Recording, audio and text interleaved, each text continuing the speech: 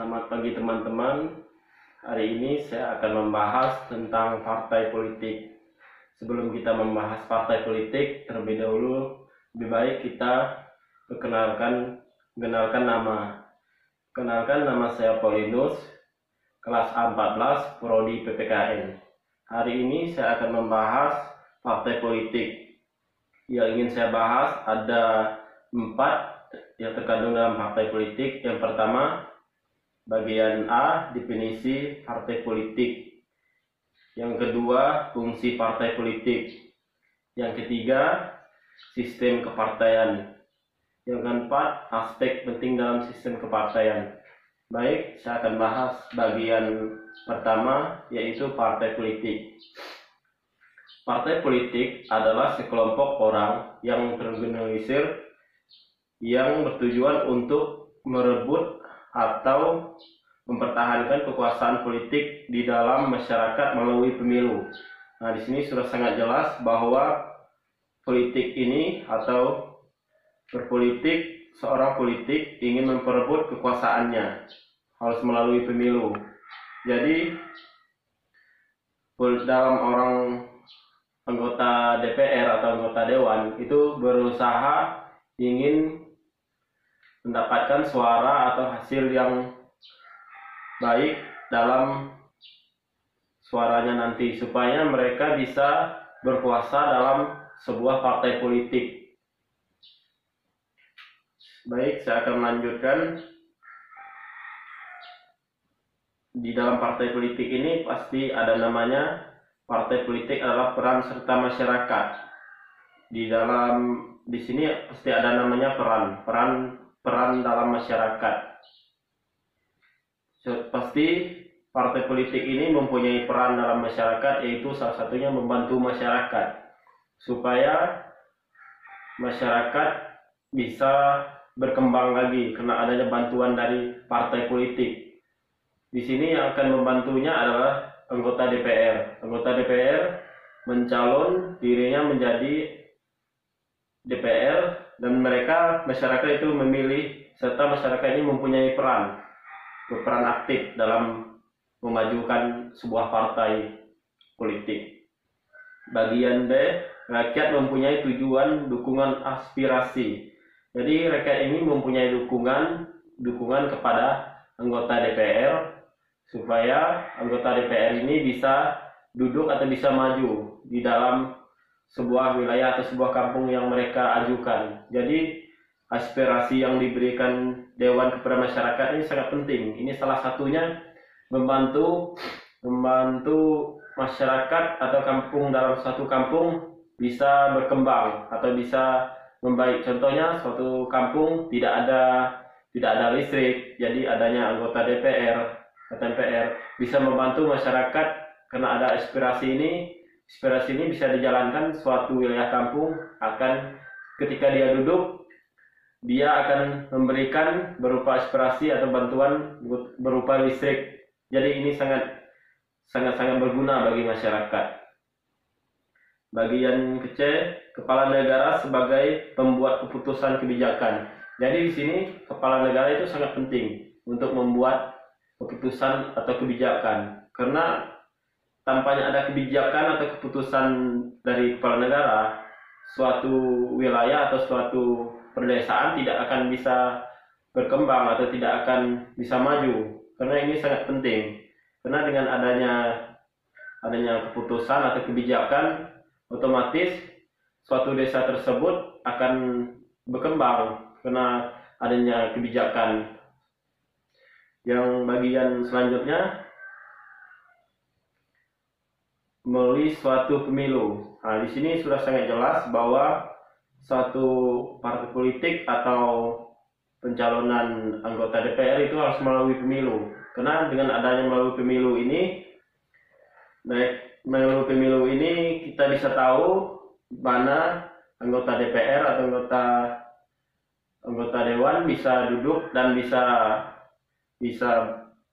memegang kekuasaan dalam sebuah anggota partai politik. Karena dengan adanya pemilu ini kita bisa tahu dewan mana yang yang duduk atau dewan mana yang tidak duduk. Ini sangat penting melalui pemilu. Sebagai warga negara Indonesia yang baik, kita tuh harus ikut serta peran aktif dalam pemilihan pemilu ini. Jangan sampai kita tidak memilih salah satu anggota dewan yang kita pilih.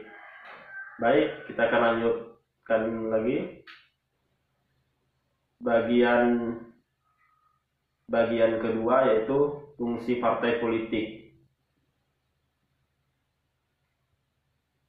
Fungsi partai politik, sarana komunikasi politik, partai politik sebagai perantara keinginan masyarakat dan kebijakan pemerintah. Nah, di sini sudah dijelaskan singkat bagian atas tadi, partai politik ini perantara atau keinginan masyarakat dan kebijakan pemerintah.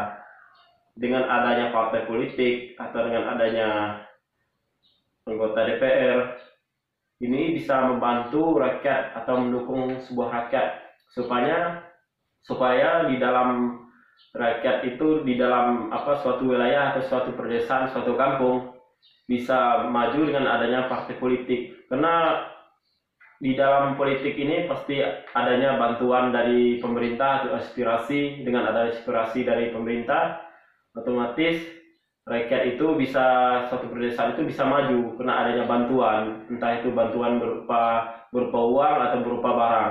Itu sangat penting bagi masyarakat.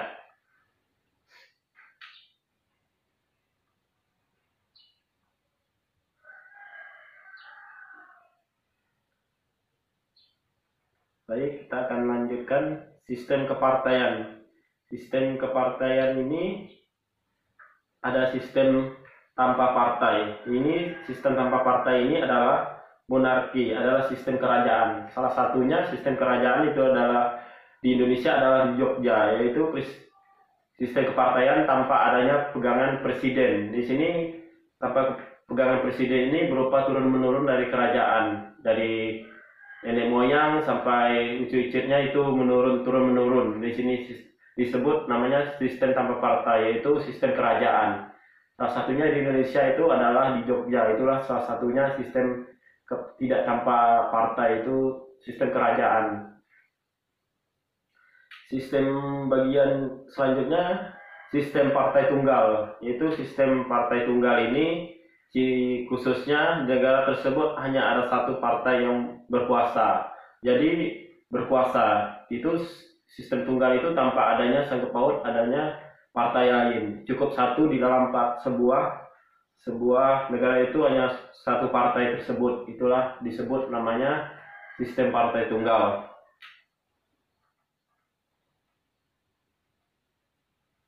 Baik, kita akan lanjutkan kategori partai politik. Partai kader lebih mementingkan kualitas anggotanya. Di sini sangat dipentingkan kualitas anggota partainya, karena kualitas itu menjamin sebuah kemajuan partai. Dengan adanya kualitas yang baik, otomatis sebuah partai itu akan berjalan dengan baik. Itu sangat penting untuk kemajuan partai.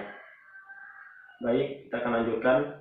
Partai massa lebih mementingkan kualitas anggota. Ini kurang lebih dengan partai kader ini sangat mementingkan kualitas anggota.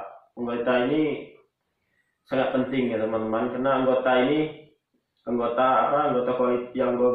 yang berkualitas itu sangat penting untuk memajukan sebuah partai. Baik, kita akan lanjutkan bagian terakhir, yaitu bagian keempat, yaitu aspek-aspek penting dalam sistem kepartaian. Yang pertama itu jumlah partai politik yang berdiri serta jumlah partai yang berfungsi secara efektif. Di sini partai politik harus berfungsi sebagai efektif selayaknya partai yang diinginkan oleh pemerintah. Jadi efektif ini sangat berjalan dengan baik. Jadi partai harus berjalan dengan baik supaya partai tersebut bisa maju atau bisa berkembang sesuai apa yang diinginkan oleh pemerintah. Karena ini sangat mementingkan kualitas partai. Dengan adanya efektif atau kemajuan, otomatis partai tersebut bisa berkembang dengan baik. Bagian selanjutnya kemudahan pembentukan dan pembubaran partai politik. partai politik ini sangat mudah dibentuk, begitu juga mudah dibubarkan. Ketika partai politik itu tidak sesuai dengan yang diinginkan oleh pemerintah, maka pemerintah berhak mencabut partai politik tersebut yang tidak sesuai yang diinginkan oleh pemerintah. Jadi sebagai partai politik kita harus mencari kualitas yang lebih baik supaya partai politik ini tidak akan dicabut oleh pemerintah. Demikian yang dapat saya sampaikan. Jika ada kesalahan, saya mohon maaf.